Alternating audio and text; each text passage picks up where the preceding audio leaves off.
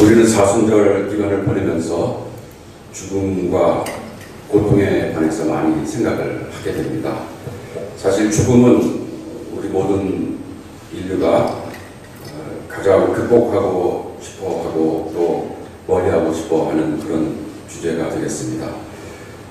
요즘은 좀 그런 일이 많지 않지만은 아파트나 빌딩에 보면은 4층이 없는 경우가 많이 있죠. 죽을 사자 때문에. 그리고 또 중국 사람들에게 선물을 할 때 시계를 선물하면 큰 신뢰라고 합니다. 왜 그런지 아시나요? 시계가 종이라고 하는데 죽음과 같은 발음이 된다고 합니다. 그래서 암만 멋있고 비싼 시계가 있어도 중국 사람한테 시계를 선물하는 것은 큰 신뢰가 된다고 합니다. 우리의 문화 속에는 죽음을 좀 회피하고 죽음을 극복하려고 하는 그런 경향이 많이 있는 것 같습니다. 그런 관점에서 볼 때 우리가 오늘 읽은 성경 구절은 굉장히 충격적입니다. 우리가 그렇게 무서워하고 피하고 싶어하는 그 죽음이 완전히 무력화되고 무효가 되는 것을 우리가 보게 됩니다.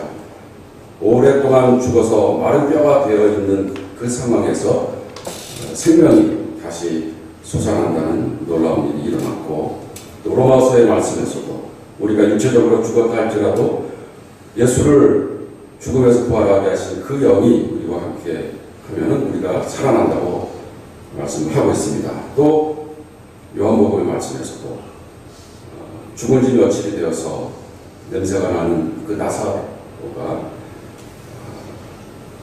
생명을 얻고 걸어 나오게 되는 그 사건을 보게 됩니다.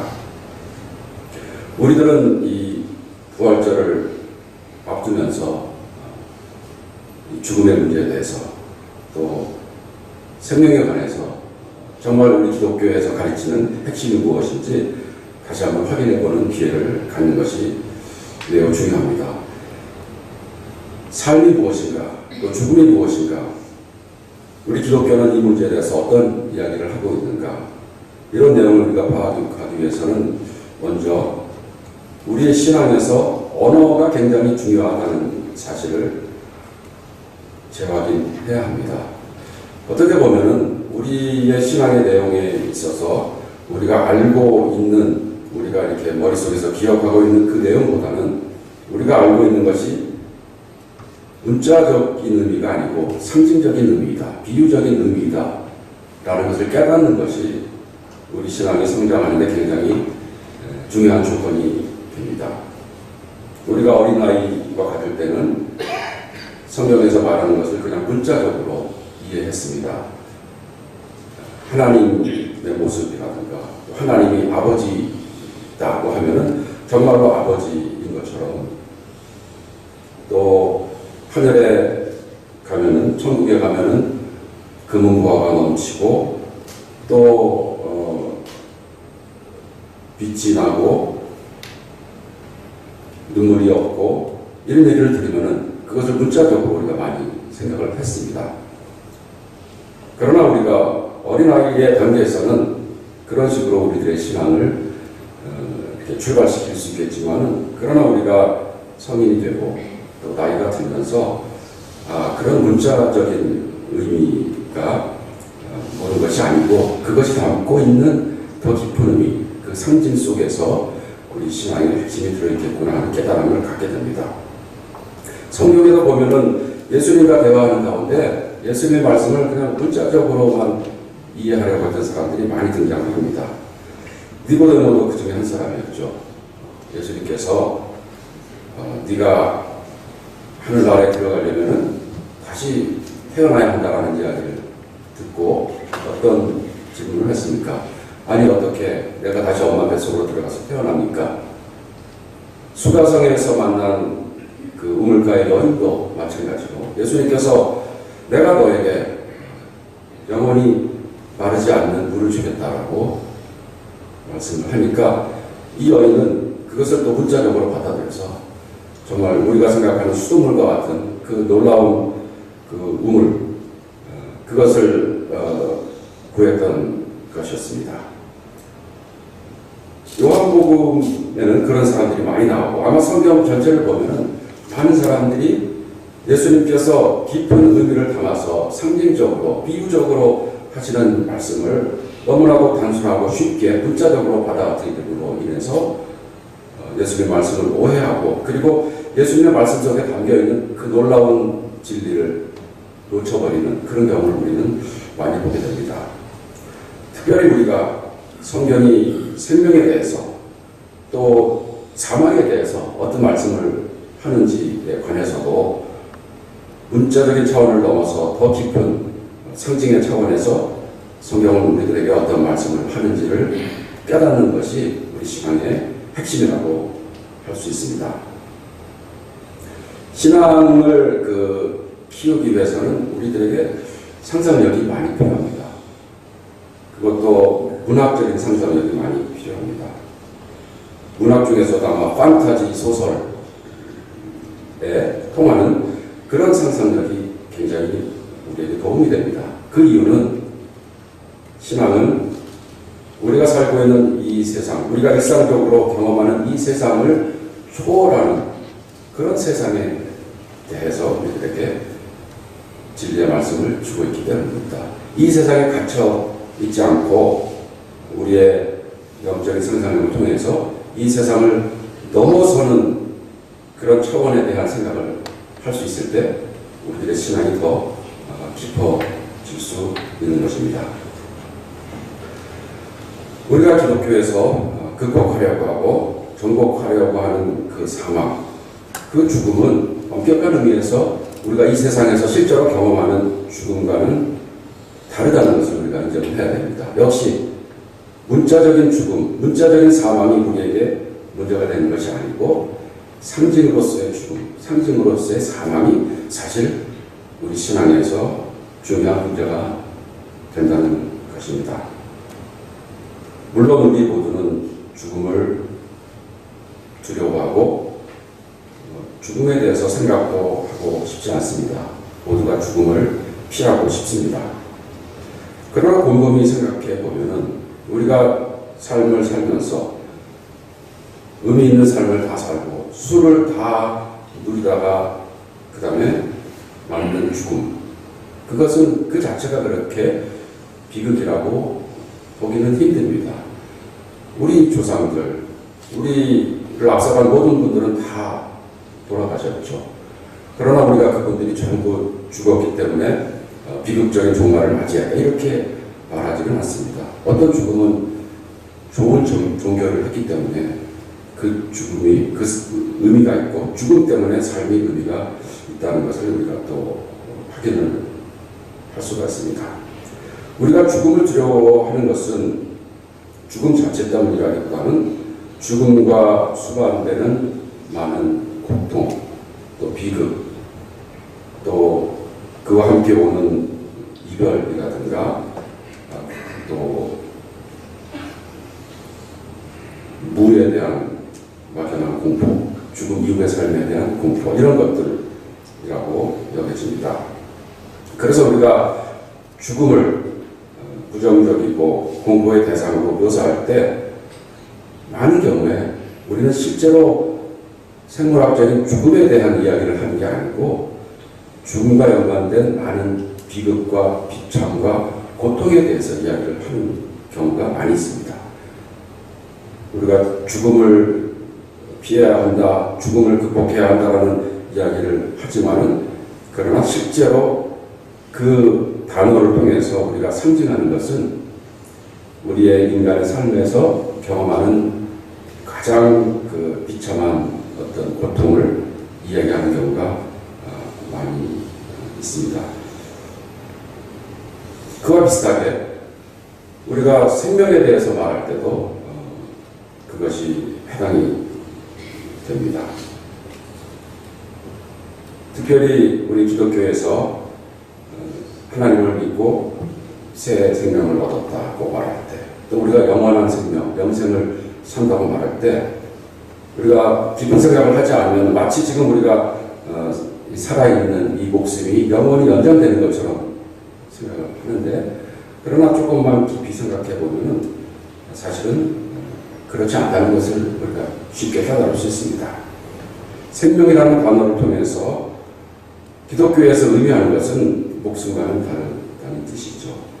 오늘 설교의 제목을 생명과 목숨의 차이, 목숨과 생명의 차이라고 잡았는데 어떤 차이가 있을까요? 사전을 한번 뒤져봐도 아마 이 두 말은 동의어다 이렇게 우리가 확인할 수 있을 것입니다. 그러나 조금 일부러 우리가 이 두 단어를 구별해서 생각을 해보자면은 목숨은 우리의 그 숨이 끊어지지 않는 상태, 생물학적인 의미에서의 생명이라고 우리가 한번 생각을 해보고, 그리고 생명은 한자의 의미를 좀 살려서 살생자의 또 어떤 명, 그래서 살라는 명령, 혹은 살아서 우리가 이루어야 할 어떤 사명이 있는 삶을 우리가 뭐 생명이라고 생각해 볼 수가 있습니다.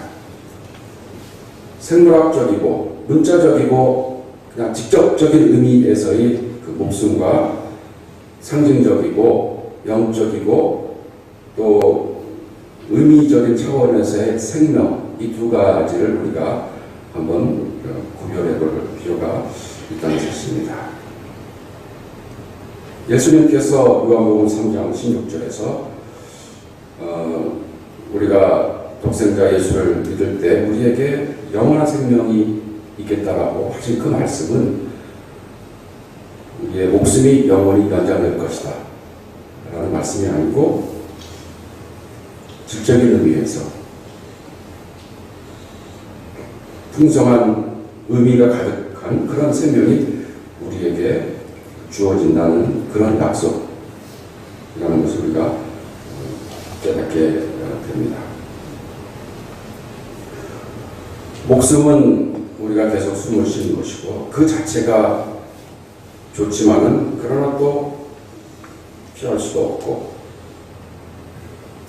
크게 보면은 나쁠 것도 없습니다. 자연의 한 단계라고 볼 수가 있습니다. 생명은 그 자체가 좋은 것이고 그 자체가 축복인 것이죠.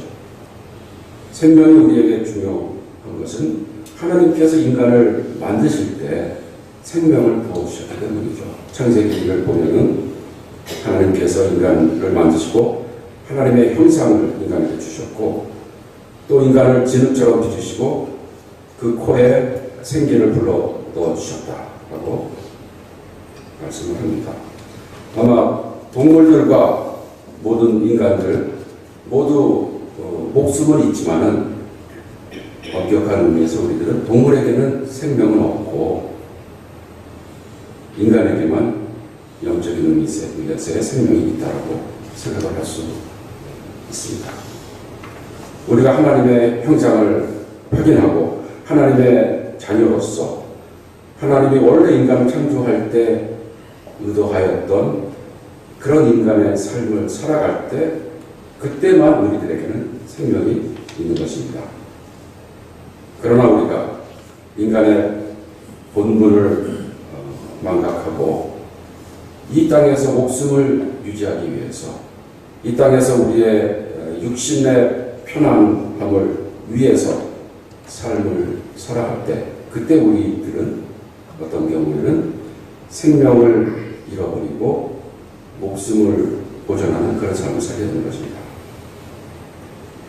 우리들은 생명을 지키기 위해서 목숨을 버릴 수 있습니다. 역사상 많은 사람들이 자신의 목숨을 기꺼이 버렸습니다. 생명을 지키기 위해서.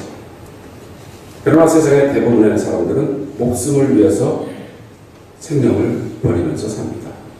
목숨을 부지하기 위해서, 육체적인 안녕을 위해서 인생에서 정말 소중한 가치를 버리는 사람들도 있습니다. 이런 의미에서 진정한 생명, 참된 생명은, 영생은 우리가 죽어서 시작하는 것이 아니고 바로 지금 이 순간에 우리를 고귀하게 지으신 하나님을 믿는 그 순간에 우리들에게 영생이 시작된다는 것을 깨달을 수 있습니다. 오늘 우리가 읽는 본문 중에서 요한복음에 나오는 말씀, 특별히 25절, 26절에 나오는 말씀은 정말로 수수께끼와 같은 말씀입니다. 예수님께서 마르다에게 이렇게 말씀을 하셨죠. 나는 부활이요 생명이니 나를 믿는 사람은 죽어도 살겠고 살아서 나를 믿는 사람은 영원히 죽지 아니할 것이다. 내가 이것을 믿느냐? 수수께끼와 같은 이 말씀을 우리가 목숨과 생명을 구별하면서 이 말씀을 해석하면은 그 뜻이 명확해집니다. 나는 부활이요 생명이니 이 말씀은 부활과 생명은 우리가 같은 뜻으로 받아들일 수 있습니다. 부활은 우리의 육체적인 죽음을 초월한 생명이기 때문에 바로 부활을 통한 생명, 부활과 같은 생명, 그 근원이 바로 예수님이라는 말씀이죠.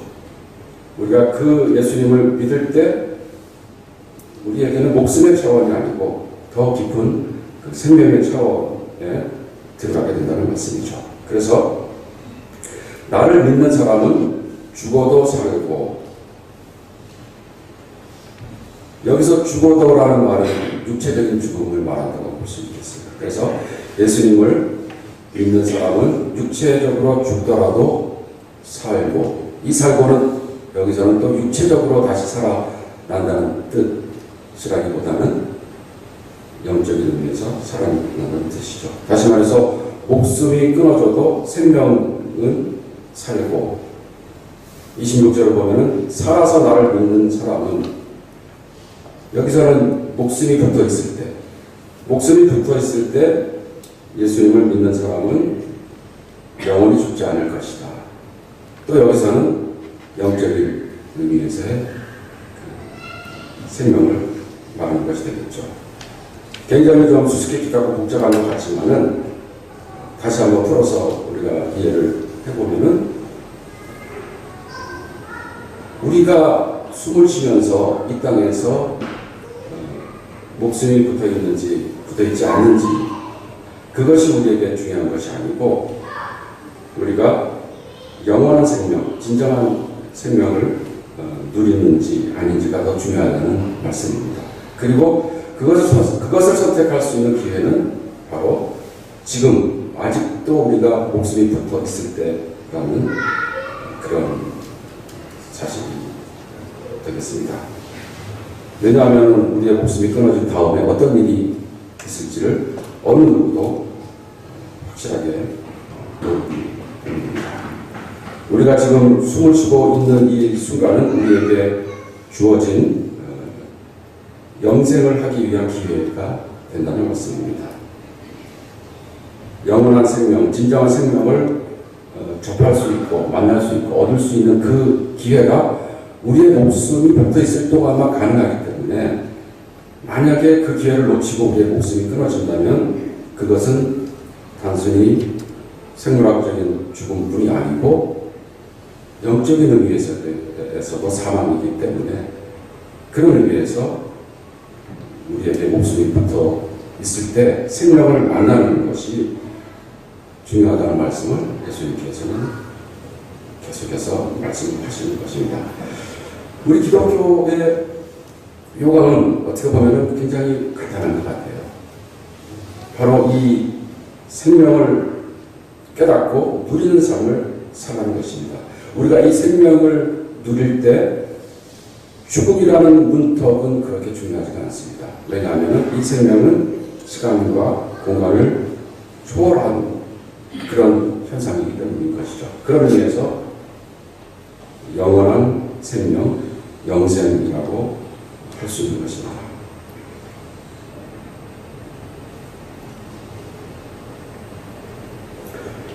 오늘 요한복음 본문에서 기적과 같은 일이 일어났습니다.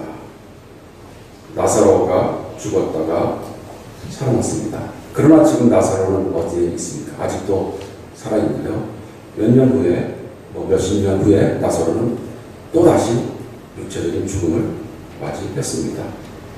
예수님께서 행한 그 기적은 나사로의 육체적인 목숨을 연장하는 의미가 중요한 게 아니고 바로 우리들에게 우리의 육체적인 죽음을 넘어서는 생명이 있다는 것을 깨닫게 해주는 것이 더 중요한 의미라는 것입니다. 그런 의미에서 나사로의 이 기적은 상징이었고 하나의 징표였습니다. 그 기적 자체가 의미가 있는 것이 아니고 그 기적의 충격을 통해서 우리가 우리의 삶을 다시 한번 살펴보고 우리의 목숨이 모든 것이 아니구나. 우리의 목숨을 초월한 세계도 있고 목숨을 초월하여서도 소중하게 여겨야 하는 진리가 있구나. 그런 가치가 있구나 하는 것을 깨달으라는 그런 표징이 바로 기적이었습니다. 예수님께서는 친히 죽으셨다가 부활하심으로써 우리들에게 부활을 확정시켜 주셨습니다. 우리가 이러한 예수님을 따른 삶을 살 때 우리들은 이 세상에 속해서 살고 있지만은 그러나 이 세상 배후의 세계, 우리의 삶과 우주의 역사, 이 모든 것을 초월하여서 온 우주와 온 세계를 선하게 인도하시는 그 하나님의 뜻을 생각하면서 하루하루 살아갈 수 있는 것입니다. 다음 주가 되면은 우리가 화종 예배를 드리게 됩니다. 이미 벌써 텃밭에 보니까 씨를 많이 심으신 분도 계시고 또 모종을 심으신 분도 계십니다. 요한복음 12장에 보면은 예수님께서 이런 말씀을 하셨습니다. 한 알의 밀이 땅에 떨어져서 죽지 아니하면 한 알 그대로 있고 죽으면 많은 열매를 맺느니라. 그러면서 역시 그것도 비유이죠. 상징이죠. 그러면서 자기의 생명을 사랑하는 자는 잃어버릴 것이다. 이 세상에서 자기의 생명을 미워하는 자는 영생하도록 보존할 것이다. 이런 말씀을 합니다. 여기서도 우리가 한번 그 뜻을 새겨볼 필요가 있습니다.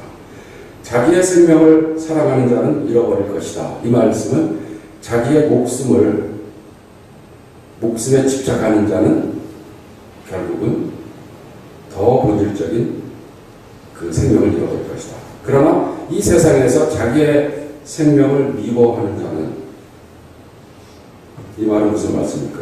자기의 목숨을 미워하는 자는, 그러니까 자기의 목숨을 가장 중요한 것으로 여기지 않고 도리어 어떤 경우는 자기의 목숨까지도 자기가 진정한 생명을 구현하는데 방해가 된다라는 생각이 있을 때 목숨까지도 이제 미워한다는 그런 표현을 한 것이죠. 그런 사람은 영생할 것이다 라고 얘기를 합니다. 그러면서 비유로 든 말씀이 그 미랄의 비유 아닙니까?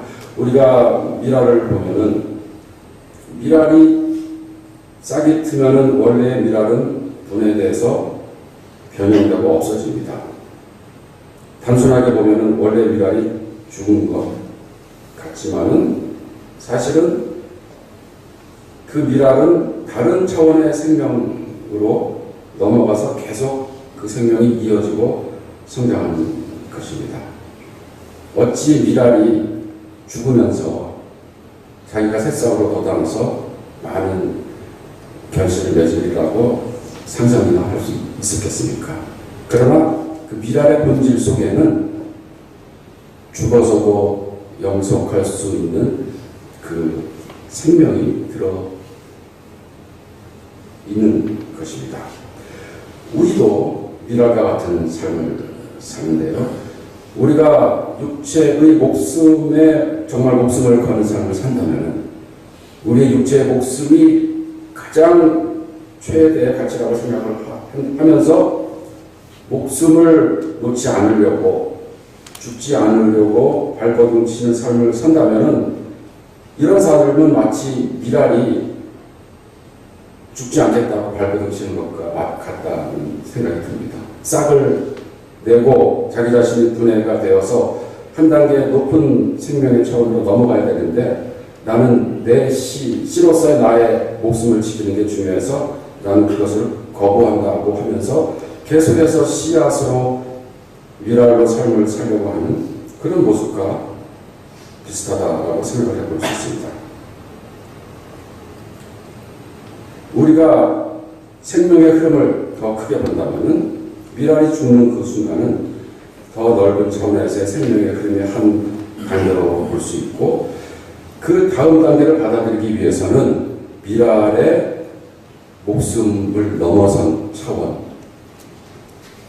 결코 상상할 수도 없는 정말 판타지 소설과 같은 그런 차원을 받아들이고 믿음을 갖고 그 단계로 넘어갈 수 있는 것입니다.